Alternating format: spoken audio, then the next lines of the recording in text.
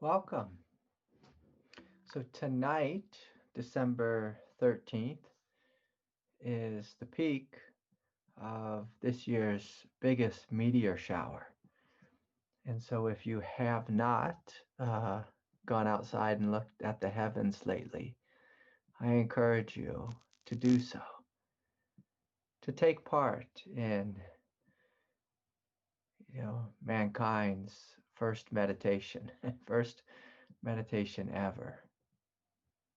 Was just sitting outside and looking up to the heavens. Looking up to the heavens. And there's been a part of me that's always been deeply connected to nature. There's an inherent freedom that naturally, effortlessly arises when you look up at the night sky. And so even though it is, like 4 degrees here in Colorado, I still go outside and I look up at the heavens, and whether I see meteors or not,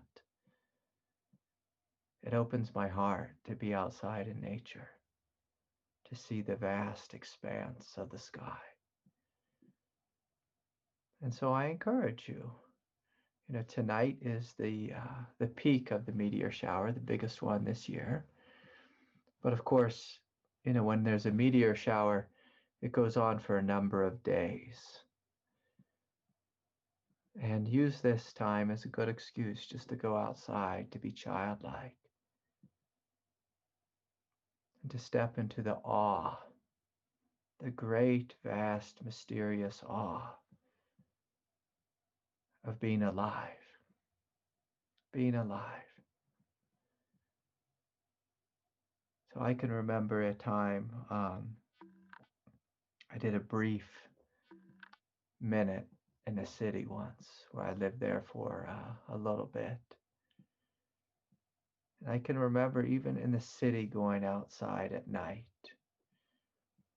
And I would look up at the sky in the city, and in the city, there's so much light pollution and, maybe greenhouse gas pollution that you don't really see very many stars in a city. But even if you do live in a city, I encourage you to go out at night and just look up. And one of the fun things about living in the city was I would feel this, just like the orange glow of the city as the city lights reflected, against the sky above, against the clouds above. In a city like Chicago, it's not good for watching stars. But again, whether you live in the city or out in the country like I do, go outside and bow. Bow before your Maker. Bow before the heavens. See what's there. See what happens. Notice what happens in your direct experience when you take part in the original meditation of just walking outside, being outside, and looking up. Let yourself be humbled. Let many, if not all, of your problems dissolve before the immensity of the sky. I can remember being quite young, 12, 13, or 14, and just laying outside every night, looking up at the stars, being humbled, being opened. I had no spiritual terminology at that time, but it just felt as if when I laid down outside, that the space of my mind became the sky. Became the sky. And so play with this. Play with this. Enjoy it. And enjoy the meteor shower. Again, it's just a good excuse to go outside. and to reconnect with your being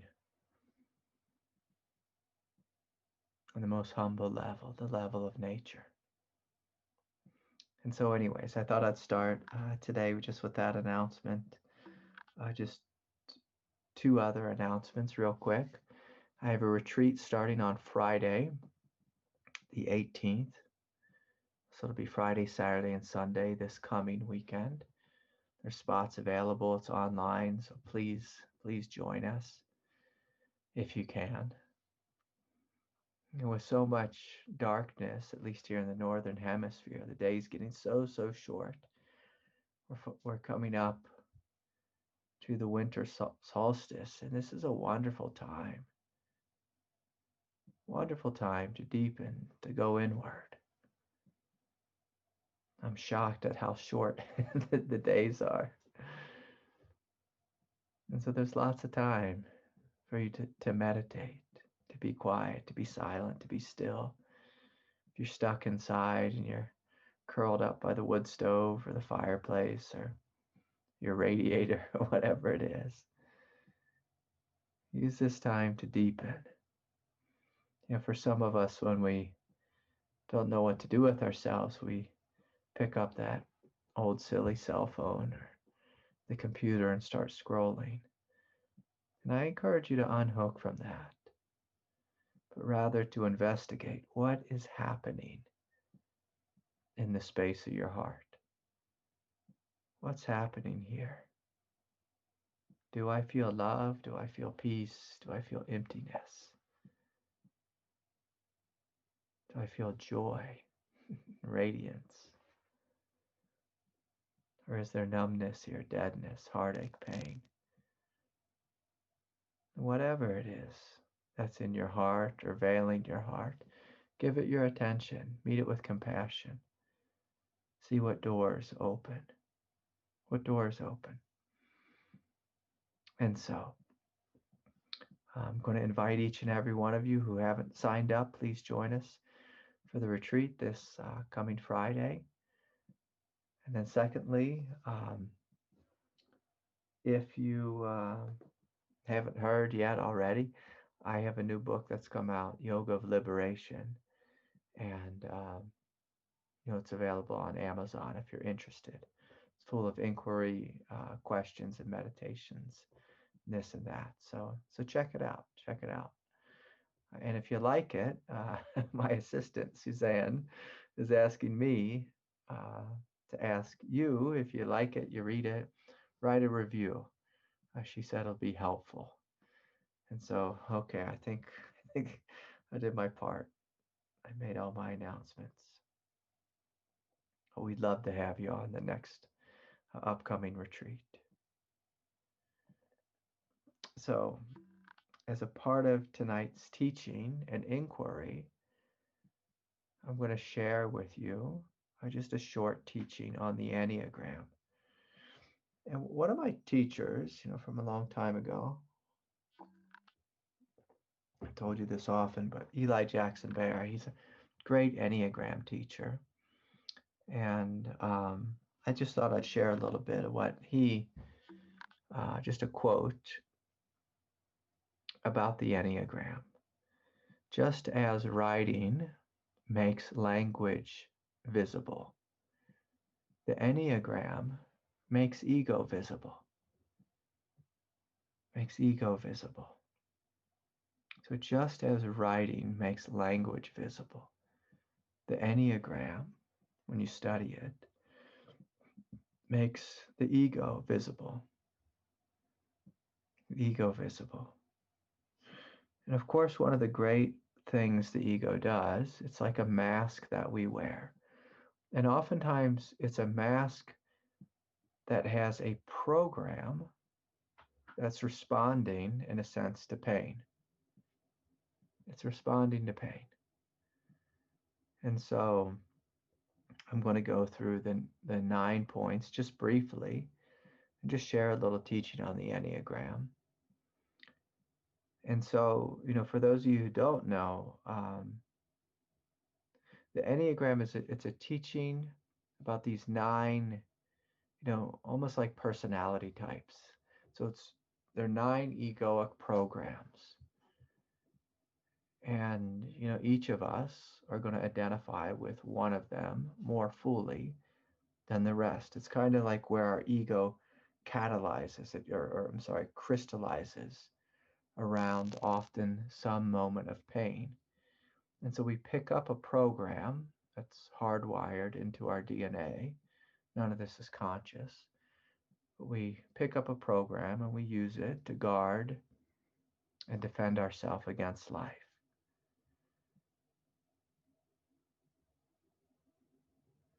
So every point on the Enneagram, starts with this program that basically, again, is guarding against a dangerous world.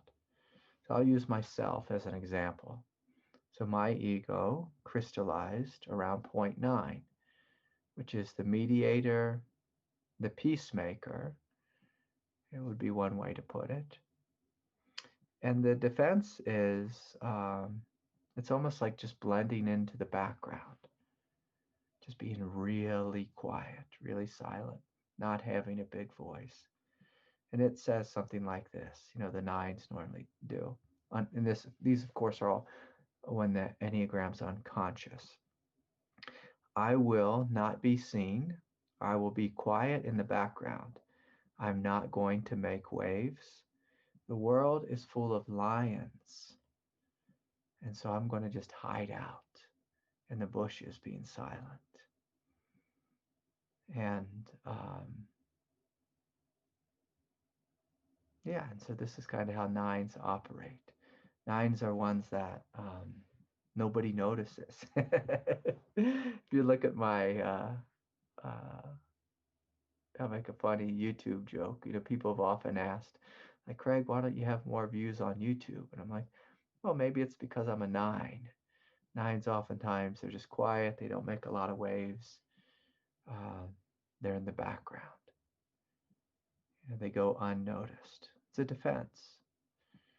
We'll have some fun here. We'll move on to 8. The 8 point, they make themselves big and strong and bully others to protect themselves. And so a real common 8 in our world consciousness now is Donald Trump. He's like big, he fights back. And there's this old kind of army training, when they're training you how to shoot a gun. There's ready, aim, fire. So the 8 goes ready and fire. They just skip aim. They just go ready, fire. Now the 9 says ready, aim. Oh, look, there's a squirrel over there. And there's something over there and something over there. And I'm going to look at the heavens, like my teaching started this evening. I'll just look up at the sky. Very common thing. 9s don't want to kill. They don't want to fight. And they just want to space out. 8s, they want to fight first. Preemptive strike. They just go in the ring. They just start, fighting. In modern world, they start tweeting without thinking. And just going in there and just start throwing punches. They don't care who it is, they just start punching. And again, none of these are wrong, they're just all defenses. So the 7 point on the Enneagram, what they do is they say, I'll go run and avoid pain. I'm going to build a playground here on planet Earth. A playground. I'm going to make a playground out of life. So 7s are the ones who never settle down. They're always traveling, always moving, going from one party to the next, avoiding any kind of negativity. And 7s are a lot of fun. They're the life of the party, but they don't want to do anything that will get them down. That will get them down. They just avoid pain at all costs through not facing it. And as I'm, sharing these, I'm going to encourage you just to feel inward and see which one you might be, which one you identify with. 6s, they play a game of saying, I'm going to be very loyal to one person, and then, or one person or one ideal. So 6 make like great, political activist, or part of the Communist Party or the Republican Party or the Democrat Party, and I'm going to be very loyal. I'm going to create lots of alliances while hiding behind fear. 6, sometimes, they'll organize a protest, but oftentimes they're not the one with the loudspeaker. They might just organize it, getting everyone, amped up, but they're the ones going to be hiding in the background, kind of similar to a 9. But they create alliances and kind of gossip a lot, and do things to kind of get other people to do their fighting for them. Again, these are all just egoic tendencies that human beings have. And so just notice which one is yours, which one you identify with. And so then we're bringing it into the light. That's part of this inquiry. 5 is I'm going to study and be smart. I'm going to read lots of books on the subject. I'm going to have all the answers. I'm going to defend myself against life through having all the answers, through hanging out in my head while being just like terrified of feeling. So again, these are all ways of managing fear. A 4 is I'm going to let everyone know that I have already suffered so much and therefore I do not deserve any more. So 4s are the ones who tell you all about their trauma, and it goes on and on and on and on, and they're special in their trauma. They've suffered the most. I've suffered the most. I want to let everyone know that. And therefore, when everyone's having the committee meeting, we're not going to give them, the 4, any more suffering. The group in theory, the tribe in theory, will say, okay, they've suffered enough. We are going to take it on and not give them any more because we feel sorry for them. We pity them. So again, like a 9 will hide out, not make a peep. A 4 will be real dramatic. Speak of, I've suffered here and here and here, and my suffering has been endless. It never stops. I've suffered the most. These are kind of fun. And please, if you find yourself taking this personally, that's a sign there's a shadow here. So if I'm upsetting you in any way, that's a good thing. And so inquire into that. Look, why are we upset? If I'm speaking about a tendency within your consciousness. A 3, the 3 says, I'm going to try to be successful and rise above everyone else. I'm going to be on top at all costs. So I'm going to be a doctor. I'm going to be a lawyer. I'm going to be rich. I'm going to build a big house. I'm going to live in a gated community. My whole life is going to revolve around success. I'm going to be terrified to slow down and stop and face the fear. I'm going to try to outrun it through succeeding and having millions of dollars, or just lots of money, or being the boss, or whatever. A 2, the 2's game is I'm going to try to help someone. I'm going to be the best helper. I'm going to help. I'm going to help the boss man or the boss gal or whoever. And I'm going to align with someone who's strong, and I'm going to help. In a sense, in a way of prostituting oneself. And the assumption is if I just keep helping them, in theory, they will defend me, take care of me, protect me, provide for me. And again, just a way to avoid fear. And the 1 is I'm going to try to make myself perfect so that I guard, embrace, or do the right thing as I'm faced with darkness. The 1s just try to do it the best. I'm going to, on the path, they say, I'm going to meditate the best. I'm going to be highly trained, highly skilled. I'm going to surrender the best, perfect surrender. 1s tend to be absolutists, so they're always running towards this grand ideal of perfection. And oftentimes, inwardly, they hate themselves because they know that their ego will never be perfect, will never be perfect. And so they're highly judgmental, highly critical, but also just trying really, really hard to be the best, to do the best. This thought, if I do the best, if I am the best, fear can't catch me. And of course, all of these are stories. All of these are programs. And so, my question to you is, which one resonates with you? If you stand back and look at your life, your ego, your programming from a place of humility, which one do you resonate with? Which one? And can you soften around that? Can you soften around that egoic tendency? Can you soften around it? Can you do some healing work or some shadow work around it?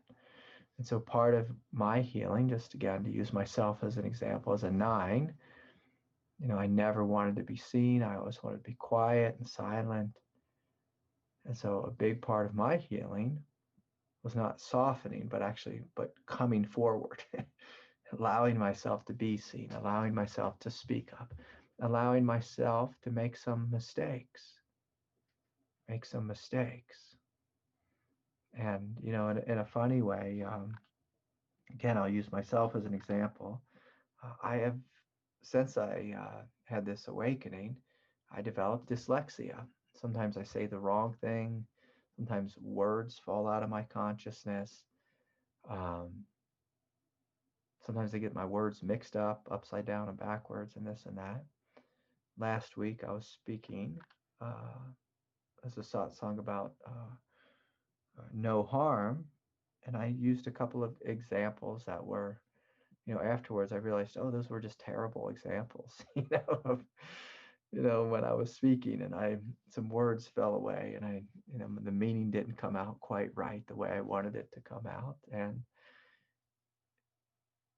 part of the healing for a 9 is giving oneself permission to speak up, giving oneself permission to make a mistake, give oneself permission to be publicly seen, and to realize that I'm okay.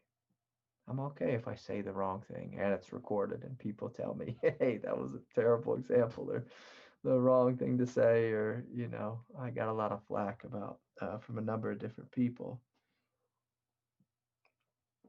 And it was true. It was good feedback they were giving me. In the past, my tendency would be not to speak at all.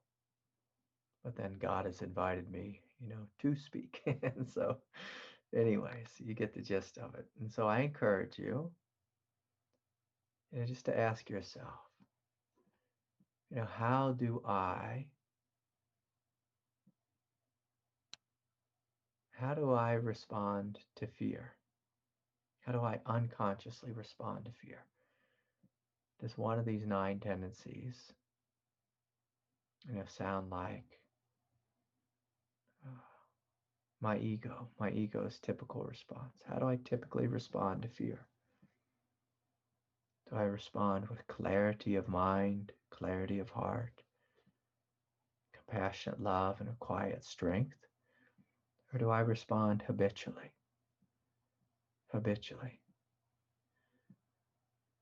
And so, in the coming new year, I plan to teach an Enneagram course. And so stay tuned. I'll have details about that. So if any of you are interested in this teaching, going deeper with it, there'll be an opportunity for that. But again, the question is, how do I habitually respond to fear? Do I run and avoid pain? Do I just try to, chase after good times, maybe spiritual good times? I was on a retreat once, and this lady said, I've been to 128 retreats at this particular retreat center. She lived down this street. She was a retreat junkie. And there's a good chance she was a 7. She just kept going, just getting high from all the teachers. But then she admitted honestly, but I realize I haven't really done my work. I just keep going to retreats. Do I try to be the perfect student, like a 1? Or perfect manifestation of myself, like a 1? Do I try to be super successful to outrun my fear, my pain, like a 3? Do I try to create alliances and hide behind fear? Am I a drama queen and just tell everyone how much pain I've experienced again and again and again, thinking I've suffered the most? And of course, it could be absolutely true that you suffered the most, but it's how do you relate to your suffering? How do I relate to fear? I'm not saying the story is false. And like an 8, oftentimes 8s were bullied themselves. They were abused themselves. They had an experience when they were quite young where they were put in a situation where they were blamed for something they didn't do. And right away they realized life isn't fair and they need to guard themselves. They need to puff up and be big, be the biggest presence in the room. And so again, just to play with these within your own self. And so, let's see here. I've got a number of questions. I'm going to do my best to respond more quickly than I have in the past. We'll see if I can pull that off or not. Let's see here. See if I can figure out how to work my computer here. Okay.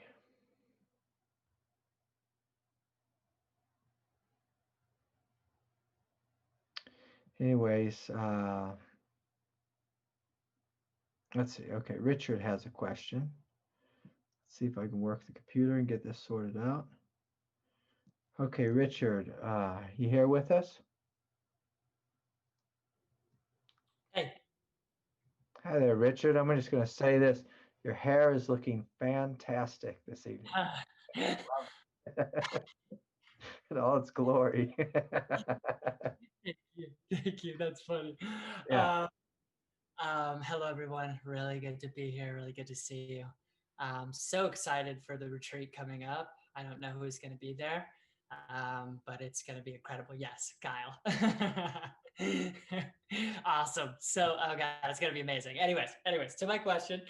So Craig, more and more, I find myself in this kind of stage of the awakening process where yeah, that divine isness, things getting very still, kind of pure subjectivity, and like sometimes I'll like my mind will go to get caught up in itself or in thoughts, and the movement will just kind of like no, I just Yeah. can't even do that, and then it just settles.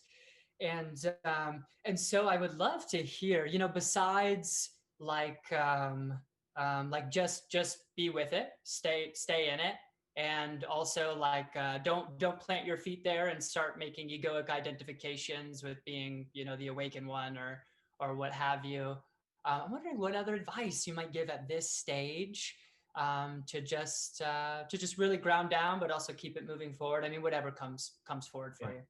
Thank you. Yeah. Well, one of the things that you said there was really beautiful. That basically you said you're at the stage in the journey where surrender is happening spontaneously. And when surrender happens spontaneously, I encourage you just to fall into that groove and enjoy it. Just enjoy it. This is what it's all about. When a teacher speaks about it being effortless, like truly being awake is effortless. It's like the awakening happens on its own, the surrender happens on its own. It really screws with the ego, because again, the ego is looking for something to do. What should I do? What can I do? What should I look for? Give me, basically give me a job. Can I identify with this or whatever? And, in a real sense, I'm going to encourage you just to be like butter on a hot day and just melt. melt into it, melt into the unification with the one. And boy, does everything become much, much simpler when we realize that I don't even have to surrender. Like I don't have to do anything. So God is doing this in me, through me, as me. And the as me part is so beautiful because it starts to erase that separation between Richard and God. And then it just becomes one movement. And boy, is it so radically disorienting for the ego and even our personality, our sense of self, because there's almost just like a sense of like, you know, I don't even know what's happening, but something big is happening, and I'm not doing it, but it's happening through me. It's happening as me, as my own consciousness. Like my consciousness is, or this consciousness is liberating itself. And what you'll find is like that word that I just used there, the my. If you saw myself, I corrected myself there. Is the I, my, mine, your, like all those pronouns will just start to get real messy in the head, and there'll be a sense of like, I don't even know how to use pronouns anymore because a sense of me being separate from you, being separate from God, all of that just starts to implode upon itself. And again, nothing for you to do, but just sit back and enjoy it and realize that your consciousness, life's consciousness is rising in you, is liberating itself. Is liberating itself. And there could be a little bit of a cosmic joke in there, especially if you have any tendencies like I had, where I was a super meditator, super spiritual student. I was super, I don't know what the right word is, disciple to my teacher. He had a big piece of land, and say we were in one retreat building, and he was teaching, and he'd ask me to go check on someone during satsang, and I would sprint, just sprint up and over, big hill down to this other retreat house and go check on some old lady, who's maybe struggling with the altitude or something, and help her get over to the class. And I would just would run the whole time, just trying to be the best student, thinking this through my efforts, that enlightenment happens. And more in this stage, we realize, oh, it's like I couldn't mess this up. I can't even do anything wrong. And by that I mean the movement of evolution, the movement of awakening is so huge.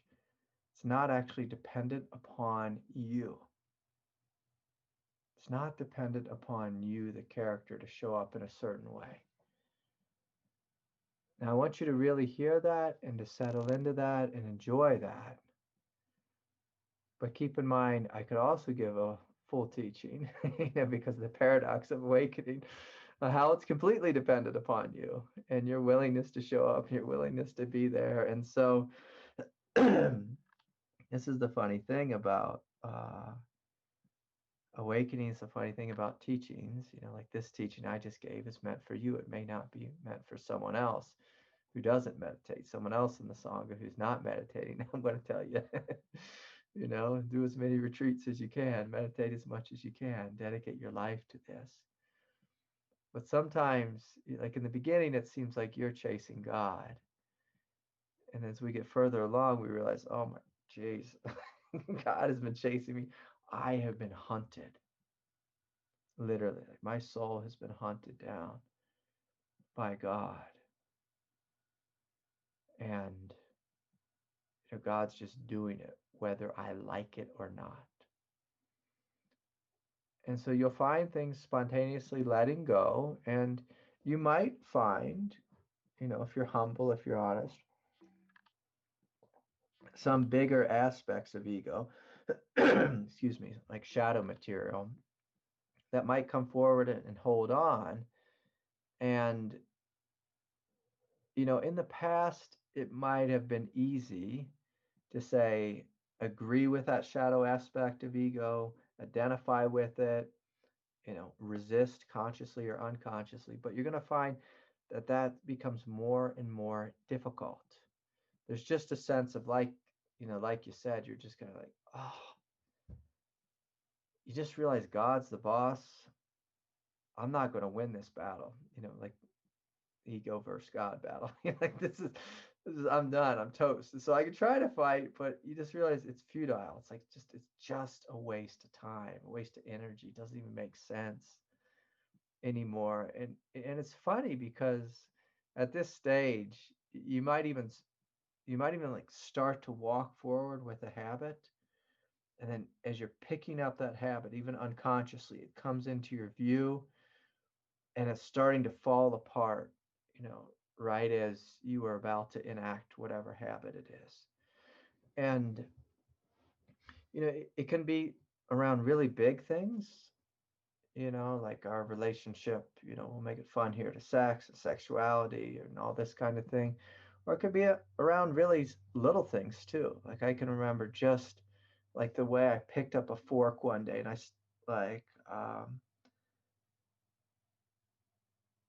I realized, or I just noticed in this moment, as I was picking up a fork, I was gripping it with such intensity.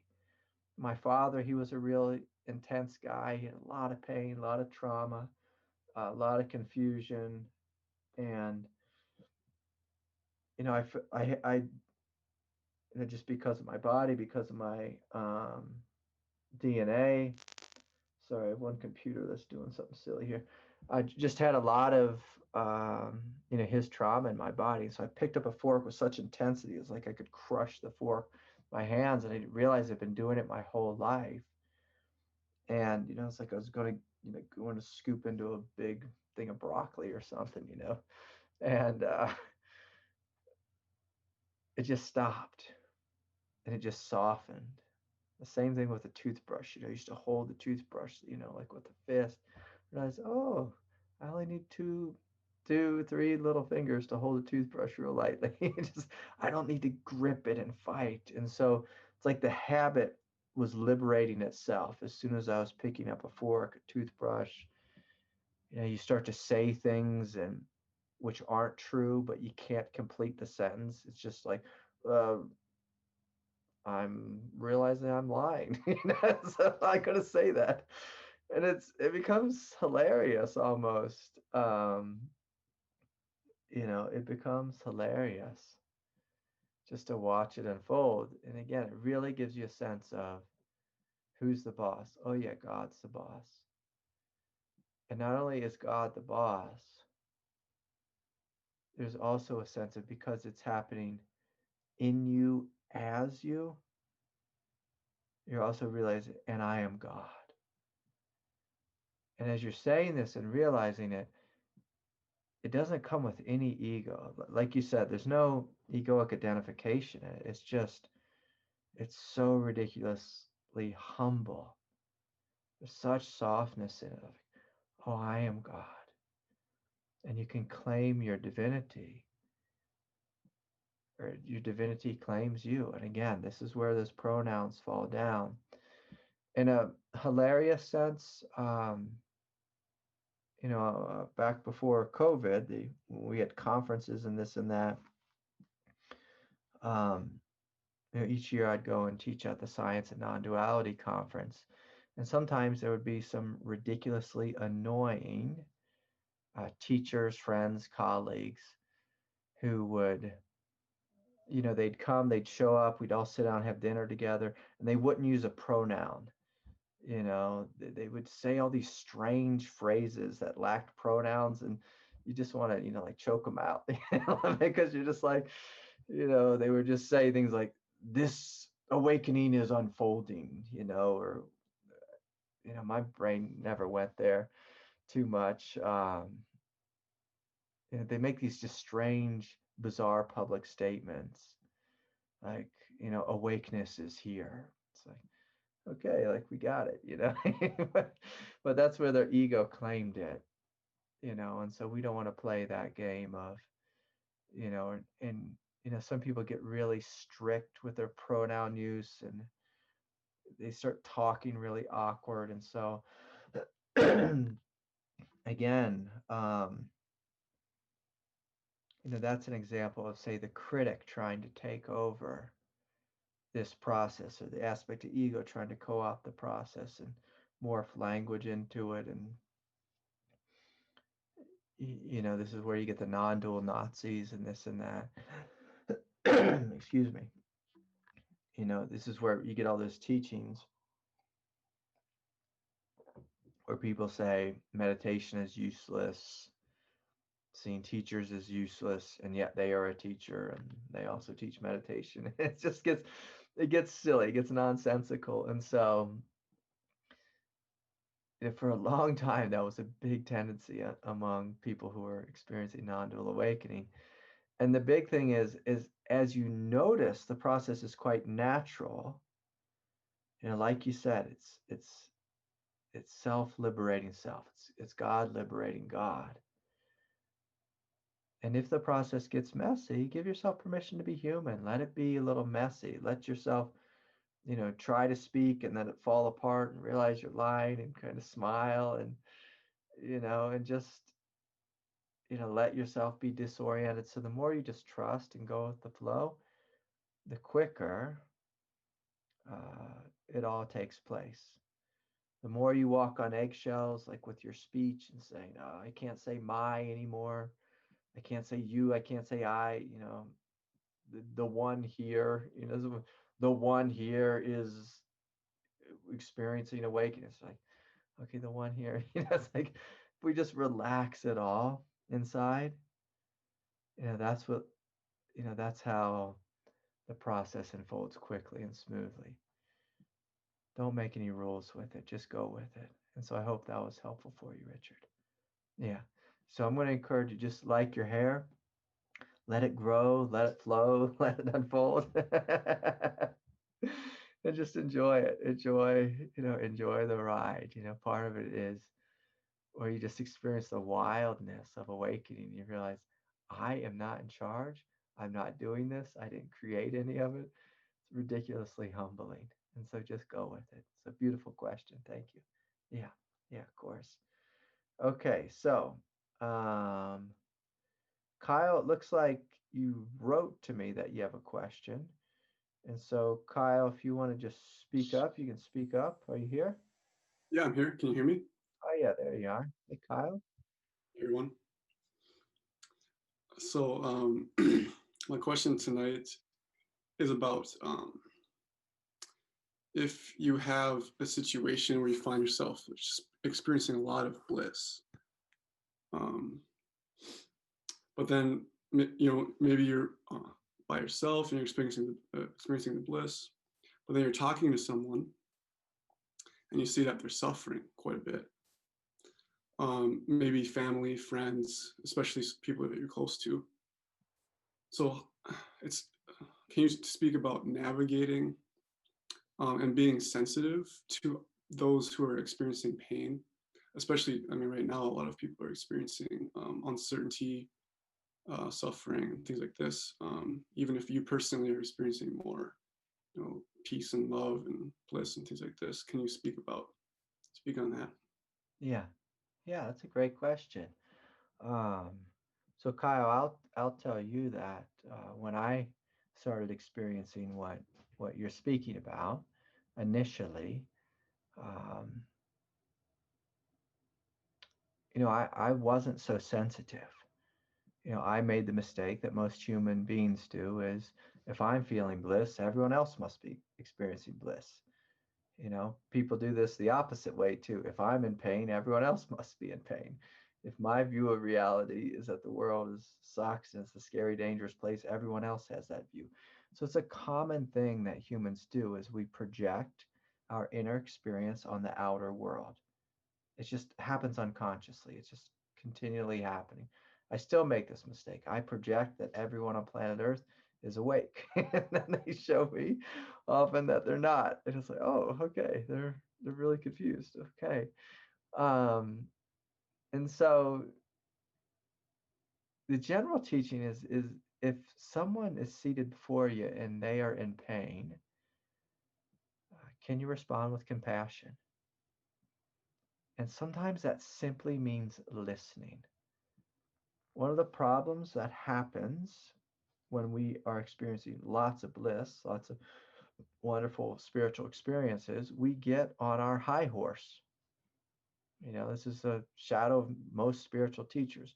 We get on our high horse and we tell everyone it's just a story, it's not real, it's an illusion or whatever. And we tend to be really insensitive. Those types of teachings to people who are in tremendous pain are not helpful. Not helpful to people who are in tremendous pain. And please let everyone hear this. If you are in tremendous pain, and I use the word story or illusion or this and that, or say it's all God, take the teaching that I'm offering, put it on the back shelf. Put that one on the back shelf. That teaching you don't need to hear in this moment. What you need to hear is I need more love. I need to be validated. I need to be honored. That's also a part of this teaching. So, Kyle, the big thing is, especially if you're going to be working with people in any capacity, whether that's professionally or if you're just going to be a good spiritual friend on the path, can you sit down with them and just check in like, hey, how are you doing? You make eye contact, you listen to them, you feel into their soul. And a lot of times people just want space to be heard. The tendency of the ego is if someone else is in pain, I need to kind of just shut them up real quick and tell them it's going to be better, or they're wrong. It's a fun one. Tell someone their view is wrong. Shut them up by telling them they're being negative. But again, none of this is sensitive. Or project our reality on them and say, this is what you should, this is what I did, this is what you should do. And so for most people, can you simply listen? Listen. And one of the things that I found is, instead of putting bliss in their face, if they're really suffering, one of the things we can do is radiate a sense of hope. Hope. And by hope, I mean the way Christians use the word hope, like hope and faith together. Not like how the Buddha used the word hope as like, hope and fear, like it's two terrible things. So just a general sense of hopefulness. And again, you can radiate it, and since you're already doing it, through the experience of bliss, just a sense of that life will get better, you will heal. I'm willing to sit here and listen to you. And just knowing, that you will get better, that you will heal. And so, I encourage you to play with that. Does that resonate with you, Kyle? Yeah, absolutely. With, friends, family, and even some of my high school students. Yeah. Yeah. Yeah. Yeah, especially with your high school students. I've told this story numerous times, but I was a high school teacher for just a brief minute. And the supervising teacher that I worked with, she used to tell me, Craig, the best thing you can do is just basically be a light in the classroom. Just be a light. It's just your presence is what heals them. So I taught in a school with, it's like disadvantaged youth, at-risk youth. I don't know. They have all these different politically correct names for them. Basically, kids, oftentimes without parents, a lot of Native folks, youths and Navajo folks who just grew up in just utter poverty. And, they could barely come to school most days. And so, and I said, I feel like I'm not teaching them anything. I feel like I'm not doing anything for them. And the supervising teacher said, oh, Craig, you're the best thing that's happened to many of these kids. You show up, you meet them with love. You just see them, you listen to them. And they're not necessarily going to read, learn to read. They can read good enough, but it's your smile and your willingness to look into their eyes, to see them as human, to not treat them as a problem like most teachers do. She said, it's a great grace that they have you. And this is something that we don't realize is it's our presence that heals, not so much what we say. And so more often, if we could keep our mouth shut, that's the healing thing, is just to listen. So anyways, beautiful question. Thank you. Okay. Here's a question from Anton. He writes, hi, Craig. There seems to be many levels or layers of spirituality and different kinds of awakening.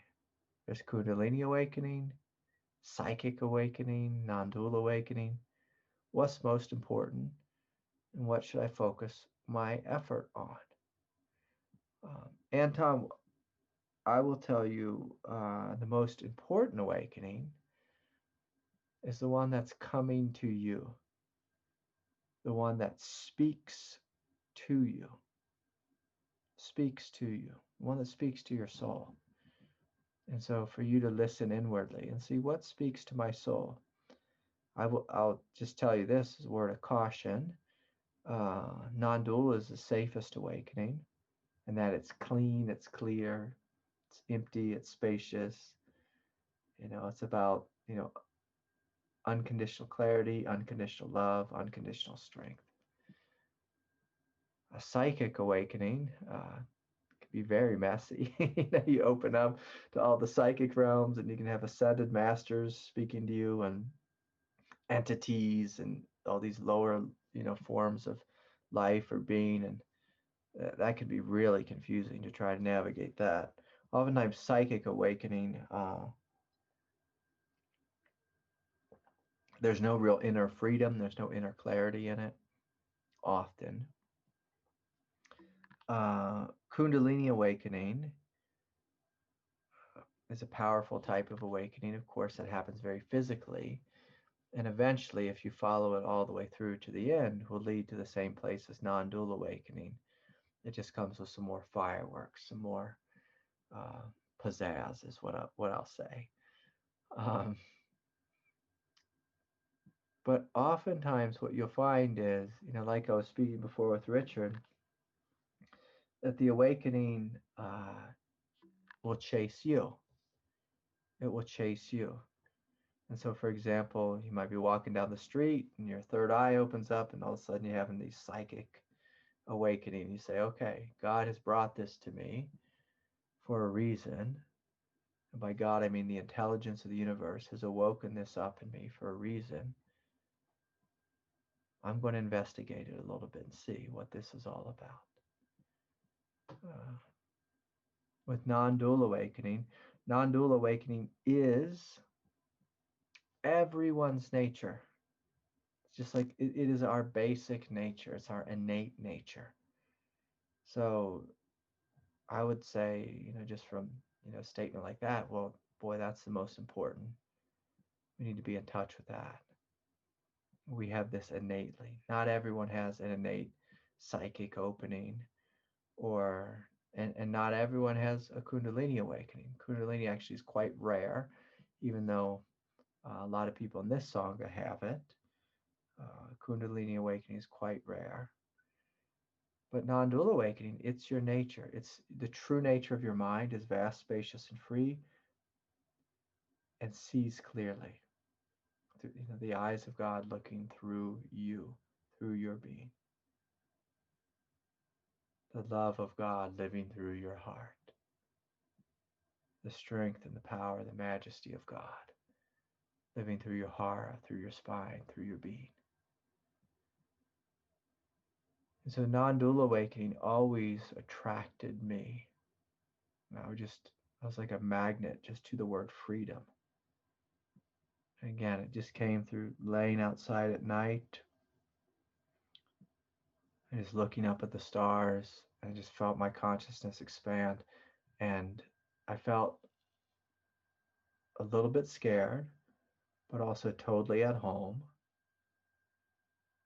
and just in awe of the mystery, the majesty of our own innate divinity. And so I encourage you, again, the non-dual awakening is the safest one, the clearest, the cleanest. A Kundalini, I would never recommend it, chasing it, but sometimes it chases you. I didn't know it, but it was chasing me, and so it wasn't on my list of things. I just never really cared about Kundalini, and boom, it woke up in a powerful way. Someone sent me a funny question tonight. I'll just respond to this one real quick. Craig, what is your experience in helping people with Kundalini syndrome? I've been in the process for a while, but never experienced this intensity. But basically, just to get to Alex's question here, what is your experience in helping people with Kundalini syndrome? Through some bizarre play of events, I've become one of the world's experts on it. I say that with great humility. It was never anything I was interested in. Kundalini woke up in me spontaneously. I had a very difficult go about it. It was very intense, very overwhelming. In a sense, it destroyed my life and then rebuilt it. And just because of one viral video, the power of the internet, my background in psychology and being a spiritual teacher, I've met with something like 7 or 10,000 individuals, over the past 15 years or so, who've experienced, Kundalini awakening and some level of difficulty with that. I always laugh that my most popular video is called The Bliss and the Nightmare of Kundalini. It's a terribly shot and recorded video. It's back when I first started teaching, and it has a couple 100,000 views. My other videos have like 200 or something, but it for some reason that video just took off and went viral, and so people all over the world who had difficulty with Kundalini, they just ended up having sessions with me. And there's not that many people who have training in psychology and spirituality and who've actually been through the process of Kundalini awakening and into the realm of non-dual awakening. Again, nothing I wanted, nothing I really marketed toward or anything like that. It just came about. The same thing, real similar thing happened with Bonnie Greenwell. And so in response, Alex, to your question, I have ridiculous amount of experience on Kundalini awakening, and especially how the energy gets stuck in the body in relationship to your psychology, your egoic nature, to the 7 chakra centers, and all of this I learned intuitively, and of course through working with my teachers as well. And so it was one of those things where God gave me a job. Wasn't necessarily something I was thinking about, but God gave it to me and forced me into it. And sometimes life is like this. Life makes you a professional around something or an expert around something that you didn't really have much desire for. But once you fall into it, you realize, oh, okay, I see why this happened. I see why I went through this amount of pain, this amount of suffering.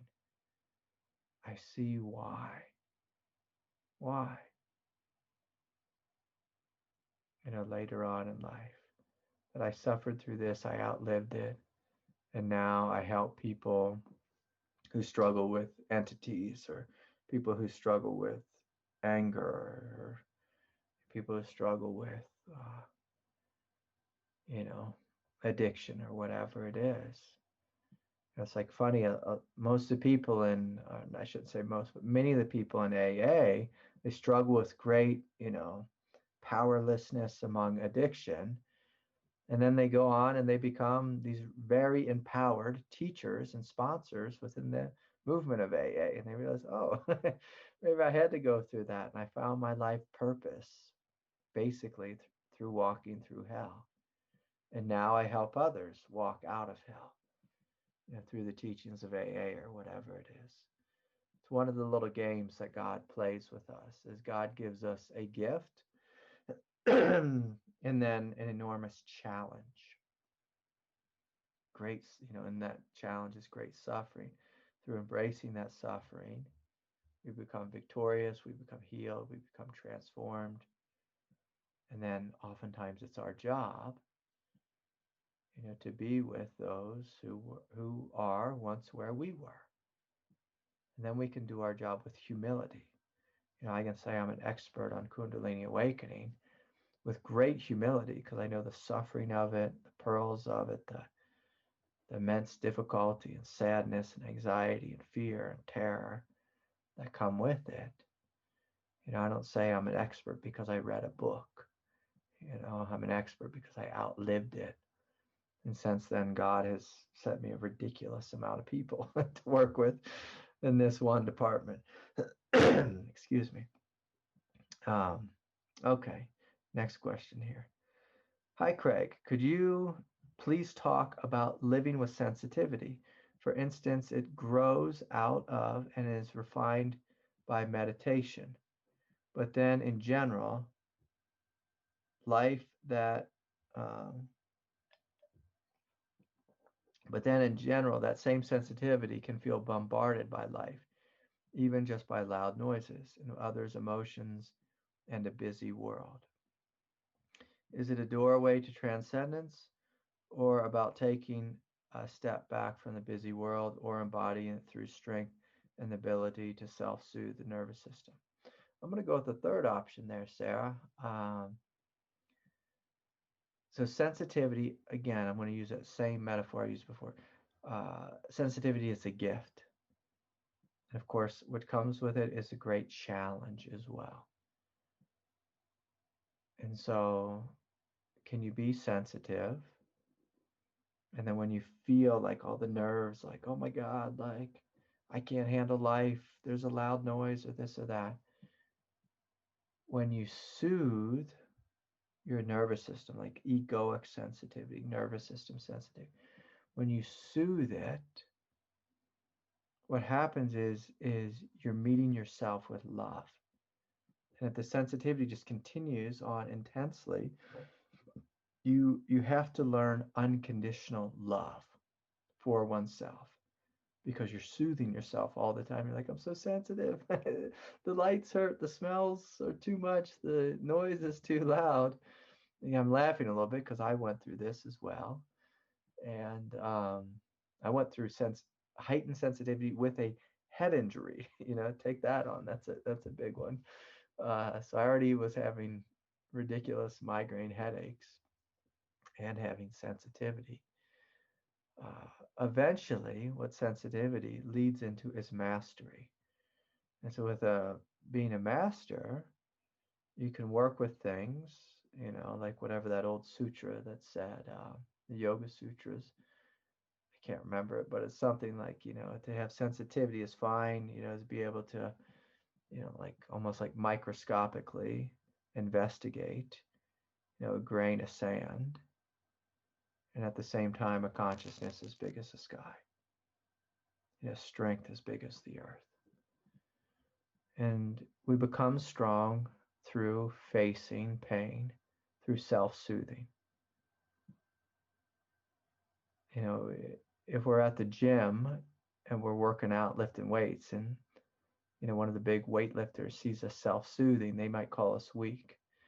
But when you self-soothe your own pain, your own sadness, your hurt, your sensitivity, your irritability, it's one of the most courageous things you can do, because basically you are facing your own pain. So when I spoke about the Enneagram in the beginning, I was pointing out all the ways the ego runs from fear. When you have ridiculous sensitivity, I'm going to encourage you to face the fear. Again, I'll give a short story about this movie I watched yesterday. Yesterday in Colorado was ridiculously freezing cold. It was like the first day of winter, had a massive snowstorm. We were totally snowed in, so we couldn't even go anywhere. And I sat down in the middle of the day and I watched a movie. I tried to watch a movie. I say tried because I have a 6-year-old and she didn't normally, is not going to let me watch a movie. But anyways, I tried to watch a movie. It took me about 10 attempts to stop it. But anyways, to the point here. I watched this movie called Greyhound. It's with Tom Hanks. And it's the story of World War II and the Battle of the Atlantic. So when the United States got involved,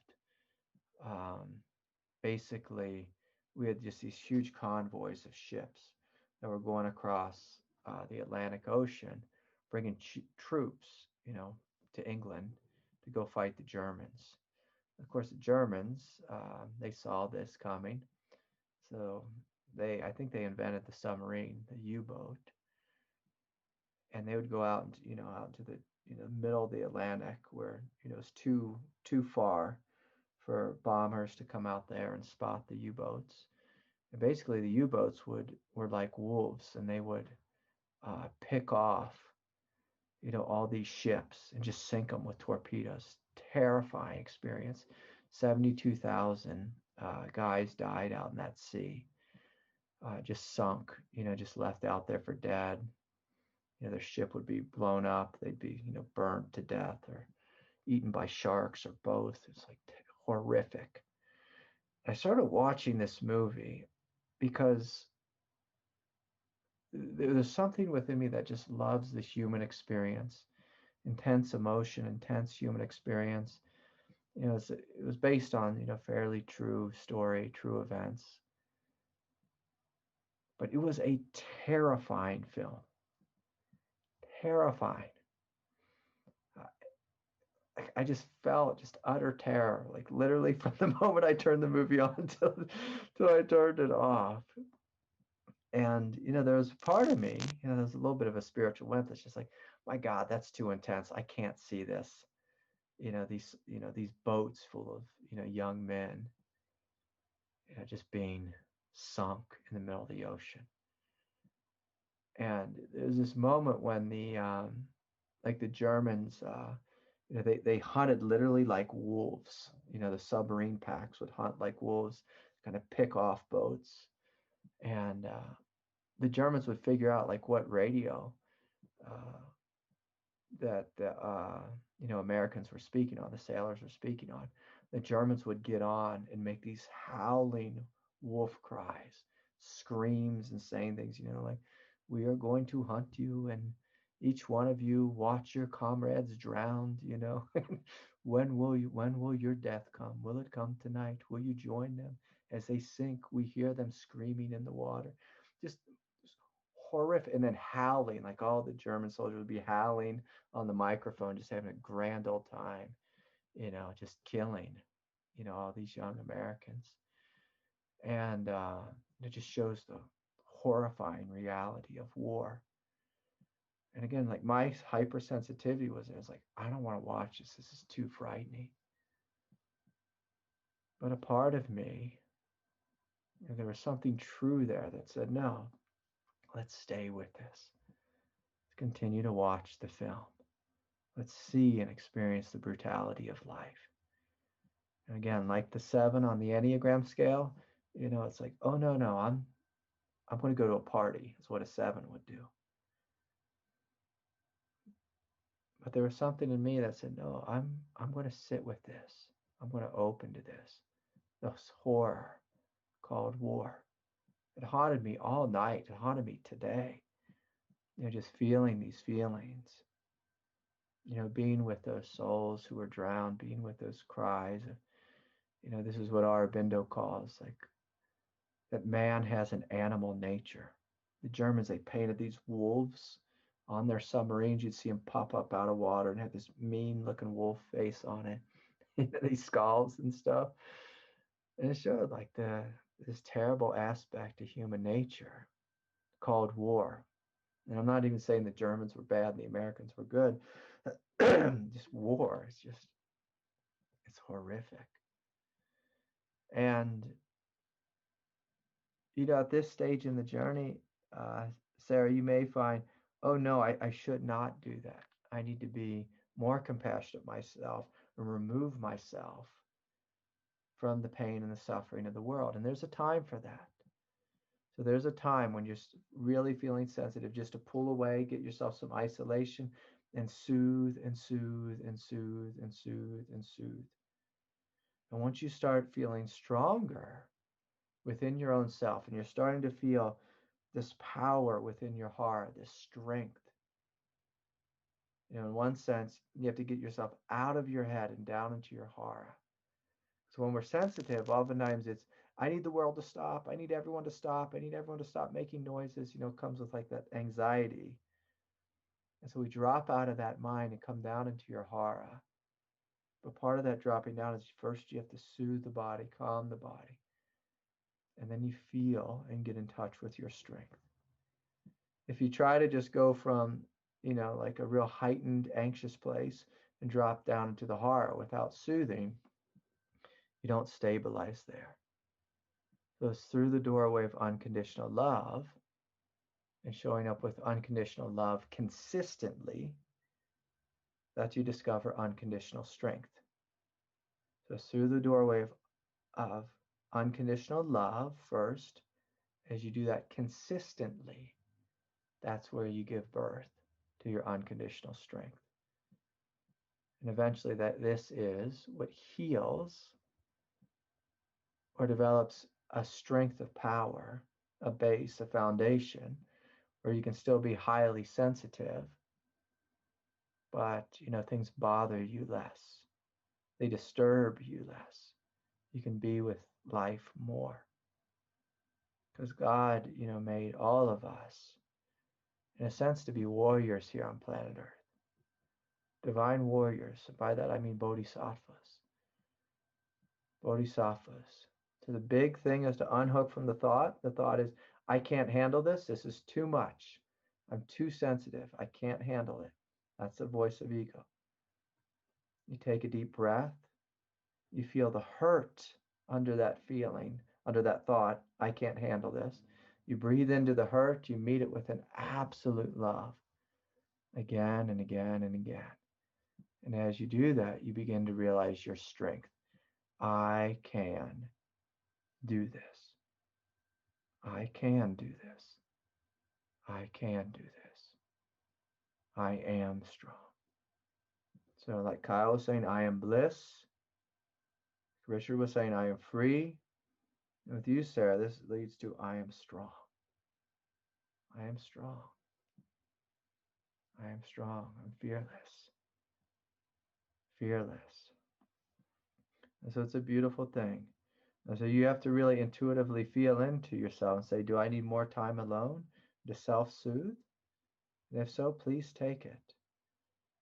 But a mistake a lot of spiritual people make is they think they need to be alone forever. And even though there are monasteries and convents here on planet Earth, I believe now is a time for the light to come into the world, not for us just to hide out in our caves, away from the world. And so anyways, great question, Sarah. I get that question often.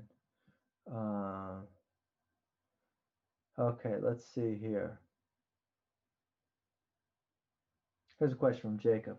Hi, Craig. Can you give some advice on being energetically attacked? Can this just be an upgrade of consciousness or paradoxically both? It always seems to occur right before an important time for our evolution. Yeah. Jacob, if I feel into your question, oftentimes right before we're about to make a big leap, whether it's individually or whether it's collectively, collectively. Whenever we make a big leap, oftentimes we will experience what we'd call in like the Christian tradition a test. I don't like that word test, but like the way evolution works is, life will just kind of be, will plateau, and then we'll see something, shiny. And by that, I mean, it's like some place where we want to go, where we want to be, a new heaven realm, a new aspect of our divinity. We'll start to reach forward for that. We'll get a glimpse of that. We'll experience it on the level of grace where it starts coming into us. But then God will slap us in the face. Evolution will slap you in the face. And what that slap in the face does is basically it says, do you want to stay where you've plateaued and go back to old egoic tendencies and just repeat the past? Or are you going to develop the strength of character to make the leap? And so we tend to get energetically attacked right before you have a growth spurt. And this happens whether you're a little boy or girl, a little kid, or on the path of spiritual awakening. It just happens across the board. That evolution will test you. Will test you and say, do you want to stay where you're at? Or are you willing to grow into that which is greater? And the growing into almost always requires some greater effort. Like when I go rock climbing with my friends who are professionals and I am at best mediocre climber, they always tell me, Craig, reach deep within. Like, Craig, if you want to climb with us, you got to get up there and touch the chains. You got to, there's a thought within my ego, I can't do this. I'm not at the level they're at. They're 1,000 times better than me. And they take me on these ridiculously hard climbs. They say, Craig, reach deep within. Reach deep within. When I reach deep within, this power comes forward, this growth comes forward. And then I overcome whatever obstacle is in front of me. And it's humbling. It's humbling in the sense that, I didn't realize I had this power, didn't realize I had this strength. It's also humbling to know that God is in your life, even in the challenge, that there's an intelligence in the challenge. There's an intelligence in being attacked. And being attacked. Life is trying to speak to you. Often, in this example, in a really difficult way, a painful way. But when you step more back into a non-dual sense, you realize all is God. The growth is God. The plateau is God. Being attacked is God. The evolution is God. It's all happening in me, through me, as me. It's all happening. It's all unfolding. And so,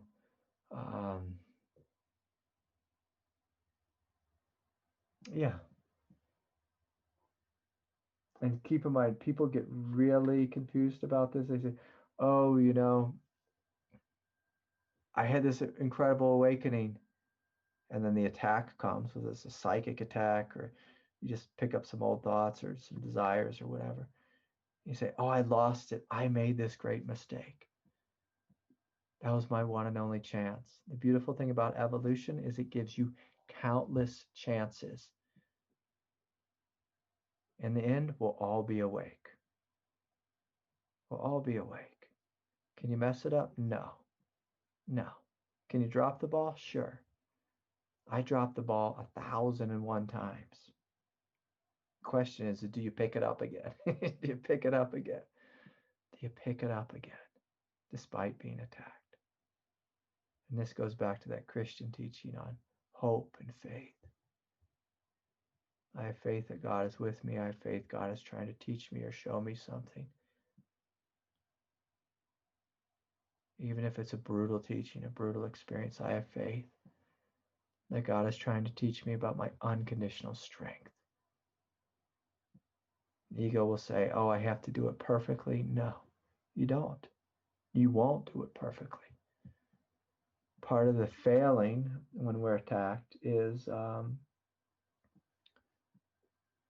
developing humility. Okay. Hi, Craig. Recently, it feels like I'm disconnected from my body. I'm seeing my powerlessness, not just thinking about it, but feeling it. I feel it a strong pull now since asking for freedom, no matter what. Is there an acceleration of sorts that's happening?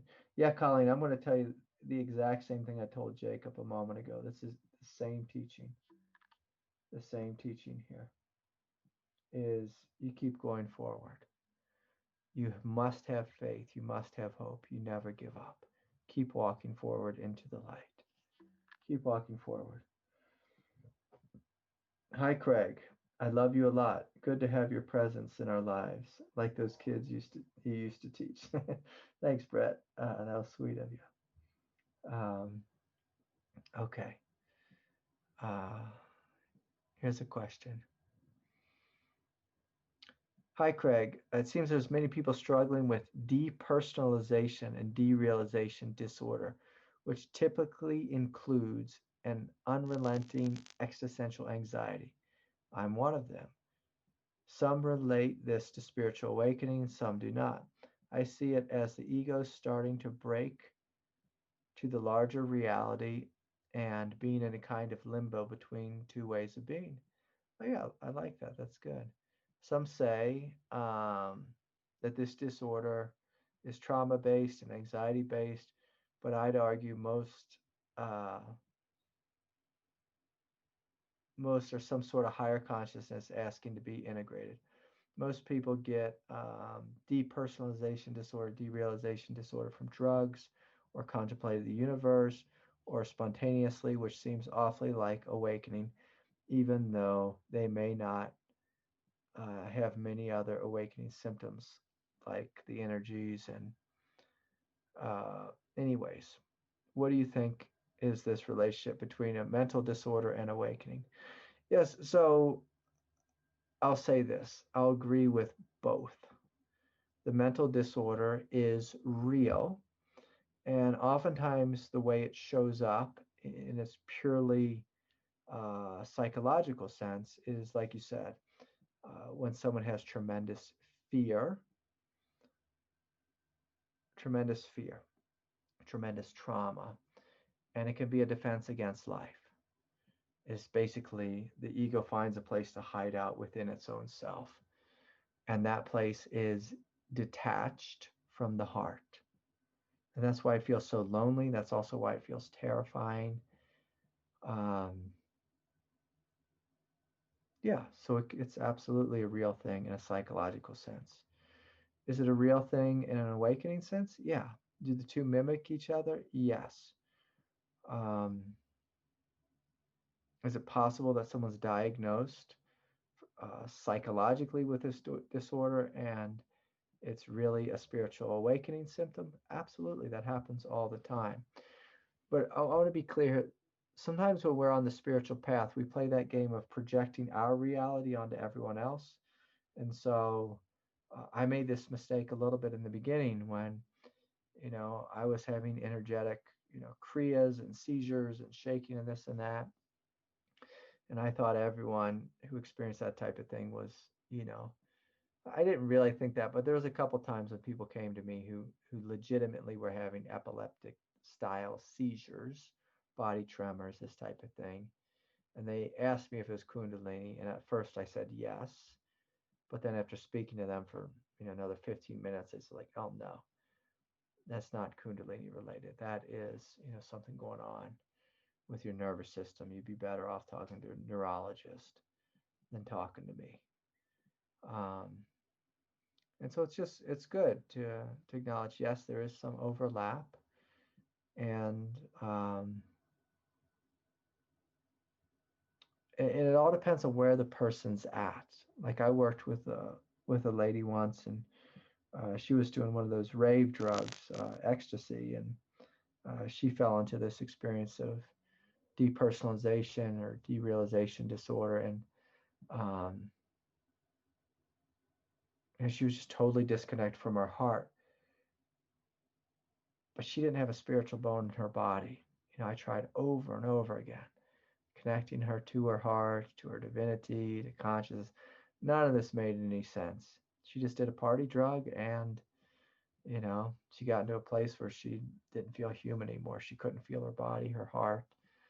It was purely a casualty of drug use. Um, even though I'm going to say something completely contradictory here, I don't think it's ever a mistake. Again, it's all God, but just if I was going to go back to my psychological training, I would say it was just purely drug induced. I had this experience when I was quite young. I took a philosophy class my freshman year in college, and the professor basically did some kind of logical gymnastics, and the logic proved that God didn't exist, that I didn't exist, and I was just blasted into some depersonalized state, and then it kind of drifted into a transcendent state, and it was all very bizarre and confusing. I couldn't feel my heart.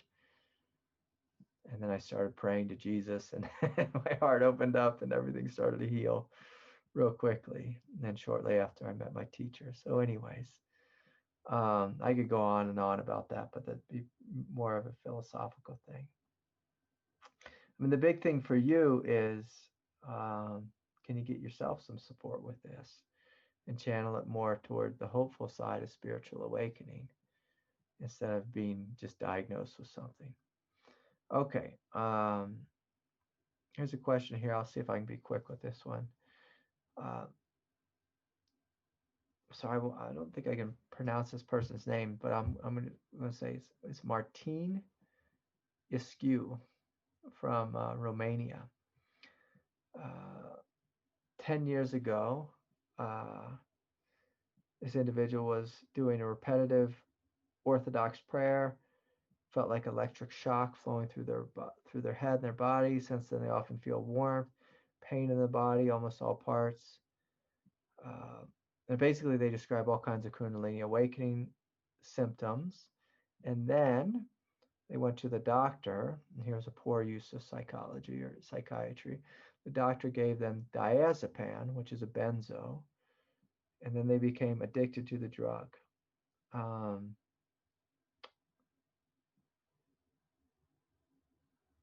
And they've been having really a lot of difficulty. Now they're trying to get off the drug, and they have difficulties with that. So this is a very common thing. I hate to say, I wish it wasn't common. This drug, diazepam, it's just a benzo. It should be outlawed, in my professional opinion. There's many doctors who have the same feeling as I do. It's a ridiculously addictive drug. It can be more addictive than cigarettes or even heroin or meth. People get on this, they can't get off. I've worked with a lot of individuals who've spent years trying to wean them off this drug. It's very painful to get off. And I will say this is a very specific case, but benzos in particular, diazepam, has a terrible interaction with Kundalini energy. The two just tend not to get along, is the way I'll put it. And so they go on to write about all the symptoms they have. And so what's difficult is we can have spiritual awakening symptoms, which is one thing. We can also have medication withdrawal symptoms or psychiatric symptoms. And so it just makes our life very confusing. The mistake we make is within our ego or our consciousness, we blend it all together and say this is one thing. It's Kundalini or it's the drug. No, it's two separate things. There's the whole array of symptoms in regards to Kundalini awakening, and I can support you in that if you want to meet individually. There's the whole array of weaning yourself off a benzo, again, which is literally maybe the most difficult medication to get off. There's many support groups online that support this. Benzo Buddies is a great resource for that. I think Jordan Peterson, he got on these and he said it's the worst hell in the world.